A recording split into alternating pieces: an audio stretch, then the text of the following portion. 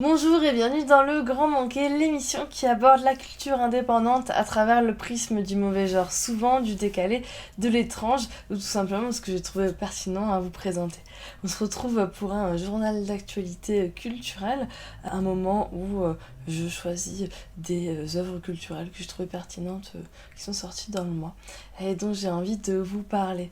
Au cinéma, moi qui y vais 3 fois par semaine d'habitude, je suis allée beaucoup moins, bon, comme tous les débuts d'année. En janvier, il y a toujours un peu moins de choses.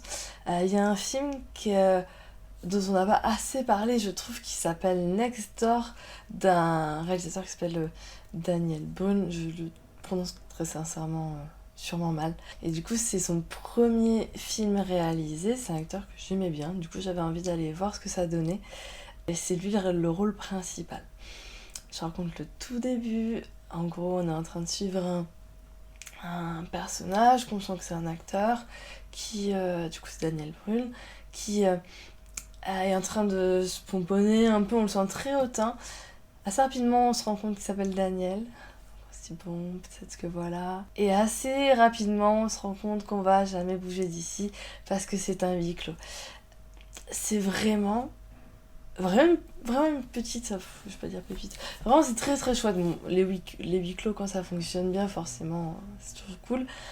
Il y a tout un tas de dialogues. Il y a une maîtrise en fait de l'écriture et du jeu d'acteur sur des dialogues où on, ils se racontent des choses parfois complètement ubuesques, folles. Et il y a une tension. Et on se demande pourquoi pourquoi je suis tendue là. Il y a une tension dans le dialogue, dans la manière d'être joué. On essaie de comprendre quelque chose, on ne sait pas tout à fait quoi. C'est très méta. C'est très méta, ça m'a tout à fait rappelé Abed dans Community. Si vous êtes adepte, l'épisode dit non, mais c'est un épisode huis clos. Mais là, c'est ça en fait. Il y a plein de moments où on dit non, ok. Non, là en fait, c'est un film huis clos. Et même si on le sait, en fait, c'est des choses qu'on va essayer de sentir. Ça parle, c'est de la mise en abîme sur l'acteur, l'écriture, ce qui va se passer à l'intérieur. Le décor est vraiment chouette, ça change, c'est en Allemagne. Le bar allemand est assez particulier. Ça, je pense que c'est un peu l'équivalent de nos PMU. Enfin, pas forcément PMU, mais un bar un peu voilà, plan-plan de village. Il y a plein de choses à regarder, à voir, c'est très divertissant et très chouette. Je peux en dire plus, je vous conseille d'aller le voir. Je vais enchaîner avec un autre film qui va peut-être genre vous faire changer de chaîne YouTube ou je sais pas, mais j'aime beaucoup les films d'horreur, je vais voir tout ce qui sort au cinéma pour le coup, même quand je pense que ça va être très mauvais. Là, j'allais voir le dernier Scream un peu dans cette optique. Je vais citer les réalisateurs, mais comme je les connais pas bien, j'ai quand même pris des petites notes. C'est Matt Bettinelli Holpin et Tyler Gillett. Et moi, ça m'a beaucoup diverti. Donc, Scream, bon, je vous explique pas le principe. C'est un énième. J'ai pas tout vu. Ce qui se passe, c'est qu'en fait, voilà, donc je vais voir avec mon meilleur pote Scream. Et je cherche tout le long le tueur. Je lui dis des. Je lui donne des noms. D'ailleurs, je me trompe pas. Euh, la première scène, elle est vraiment chouettos. Et comme Scream, c'était déjà méta. Bah là, ça l'est encore plus. En fait, ça arrête pas de citer des films d'horreur, mais en même temps, ça en fait quelque chose. Il y a une petite scène, il y a une petite... À aucun moment, au tout début, il cite 3 films d'horreur, genre où tout le monde est d'accord de dire que c'est super, genre Hérédité, et 2 films du même genre, It Follows, encore un autre. Et à aucun moment, ils disent, ah ouais, on fait ça. En fait, ils sont vraiment juste en train de dire, qu'est-ce qu'ils veulent les fans, et du coup, mettre en place des intrigues, des choses. C'est un peu long, mais globalement, vous voyez, en soirée popcorn, quoi, c'est super chouette à regarder, très vite divertissant, drôle.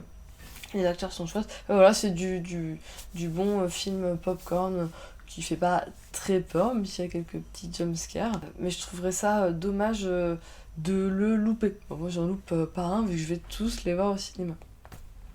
Ensuite, j'enchaîne avec un livre qui est sorti un peu avant la fin d'année, mais du coup, j'en avais pas parlé. Et ça, c'était merveilleux. C'est Notre part de nuit de Mariana Enriquez. C'est sorti chez Le Sous-Sol, édition Sous-Sol. Et c'est fabuleux. Ça, c'est fabuleux.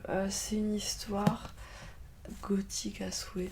Bon, en fait, on suit un papa avec son petit garçon Gaspard, qui a 5 ans. Et il est, euh, il est faible, ils sont faibles, ils fuient. Au début, il y a une sorte de fuite. Ils sont faibles tous les deux, et le papa, on sent qu'il y a quelque chose qui le dépasse, un truc qui est très très grand.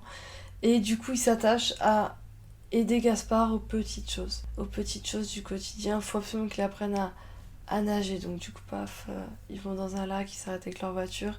Ah, il va avoir chaud, c'est le moment où il va en avoir marre de toute façon, etc. Donc c'est hyper touchant sur tout un tas de choses. Et très rapidement, il se rend compte que Gaspard voit quelque chose qu'il ne devrait pas avoir. Une sorte d'entité, c'est du réalisme fantastique comme disent les lettreux. Comme 100 ans de solitude par exemple. Et c'est une sorte ensuite de pas forcément de voyage. Je vais pas vraiment vous dire comment c'est construit parce que c'est intéressant à découvrir, mais on va avoir des grandes bâtisses, des lieux très pauvres, des corps très abîmés. C'est très amoureux de culture aussi. On va y avoir du David Bowie, de la peinture, un peu des paysages. C'est un roman que j'ai lu en fait en aller-retour à Paris. Dans le train, j'étais vraiment happée. C'est vraiment quelque chose qui laisse beaucoup d'images. C'est une lecture qui est assez géniale. Alors c'est gros, mais c'est si vous êtes un peu concentré, si vous avez un peu le temps, c'est pas du tout difficile à lire. Et c'est d'une beauté. Donc je vous conseille vraiment la lecture de Notre part de nuit de Mariana Enriquez. Un roman vient de ressortir en poche, c'est l'occasion de vous en parler. Le bal des ombres de Joseph O'Connor, c'est chez Rivage Poche. Et encore une fois, je vais pas trop vous raconter, mais en fait, c'est euh, c'est une histoire avec des personnages réels et une fiction qui va autour. Et parmi ces personnages, il y a Bram Stoker, l'auteur de Dracula. Donc c'est assez chouette. C'est assez chouette de le voir en fiction. Et, et cette fiction, on y croit puisqu'il y a beaucoup de réel. Par exemple, on y voit un théâtre et dans ce théâtre, la manière dont il est décrit, bah, on a un peu l'impression de relire la description du château de Dracula. Et du coup, pourquoi? Peut-être justement Bram Stoker, il s'était peut-être, je sais pas, je suis pas spécialiste, mais inspiré de ça. En tout cas, il y a vraiment cette ambiance-là. Et pareil, encore une fois, c'est assez romantique, rigolo. Il y a des billets, comme dans aussi Dracula. C'est pas un côté épistolaire, mais presque en fait, avec quelque chose de très très très vivant. Et donc voilà, des moments très... on voit très précisément les rues, les lieux. C'est comme un conte, c'est très gothique. J'ai pas trop envie de vous raconter ce qu'il y a à l'intérieur, mais on sent en fait la connaissance et l'amour de l'auteur pour Bram Stoker et tout ce qui peut aller autour. Et il essaie en fait de disséminer des indices que lui peut-être voit sur l'inspiration qu'il a eue. C'est facile à lire. C'est chouette, on n'est pas obligé d'être très très connaisseur du livre, voire pas du tout, hein, sinon c'est quand même intéressant. C'est du livre qui parle d'un Londres victorien, donc si on aime bien un peu cet univers-là, ça nous plaira forcément. Donc je vous conseille également Le bal des ombres de Joseph O'Connor chez Rivage Poche. Vous le savez, maintenant je lis tous les Tempula magazines. Celui-ci c'est le dernier sorti, il y a également un numéro un peu spécial. Celui-ci parle d'identité. On peut parler d'identité dans tous les pays, toutes les sociétés. C'est intéressant de creuser peu importe dans laquelle. Et donc dans celui-ci, ils ont choisi donc de parler notamment des Ainu, dont on avait déjà parlé dans une autre vidéo, qui sont les premiers peuples japonais. Mais on parle aussi des descendants d'immigrés, par exemple brésiliens, dont vous aviez peut-être même juste jamais entendu parler parce qu'ils ont zéro place en termes d'image, dans la culture et à la télé, etc. Ça parle aussi justement du rapport à l'identité forte du Japon, qui est un pays quand même qui s'est pas trop mélangé, parce qu'il a été fermé et tout un tas d'autres raisons. Et donc du coup c'est une vraie question politique, enfin une immense question politique, même si c'est le cas encore une fois dans beaucoup de sociétés. Ça va aussi parler d'identité culinaire, ça parle de photos, forcément l'identité. On parle toujours voilà, un petit peu aussi d'art, de tendance, etc. Il y a, comme aussi on est chez Tempula, c'est marrant, entre guillemets, c'est marrant, mais il y a aussi une enquête à propos des gens qui achètent des culottes de jeunes filles. ce genre de sujet toujours un peu décalé. C'est un magazine indispensable. Je suis toujours très heureuse quand je le reçois, mais surtout quand je le lis. C'est passionnant. Je l'ai déjà dit, mais c'est une sorte de voyage à l'archipel. Et comme c'est vrai que je sais pas si on va pouvoir y retourner tout de suite, je suis vraiment ravie d'avoir reçu mon exemplaire. Et la dernière chose dont j'avais envie de vous parler, c'est un jeu de société qui n'est pas encore sorti. Je sais pas si j'ai la boîte finale, donc je vous montre juste comme ça rapidement pour que vous voyez et surtout pour vous parler de mon amour du jeu. Donc c'est le jeu du doigt de Benoît Turpin et Florian Siriex, c'est édité chez Lumberjack. C'est un jeu qui est trop drôle, genre d'apéro. L'idée c'est que vous avez des cartes avec des chiffres dessus et de l'autre côté rien. On met tous un doigt sur une carte. Si c'est mon tour de jouer, je vais dire un numéro, genre je vais dire 2. Et quand je dis 2, tout le monde doit enlever ou pas le doigt. Si, quand je l'ai dit, il ne reste plus que 2 doigts sur la carte, je gagne la carte. Si en plus, sur le tas de pioche, il y avait un 2 dessus, et du coup, moi je l'avais vu, et j'ai dit 2, ça a marché, je gagne la carte plus la carte de la pioche, tout simplement. C'est comme ça qu'on gagne des cartes. L'idée, c'est que, déjà, comme tout le monde voit bien que moi j'ai envie de dire 2 pour gagner 2 cartes, les autres ils veulent pas qu'il se passe 2. Mais après, en même temps, on n'est pas responsable des autres, on peut juste enlever ou pas son doigt.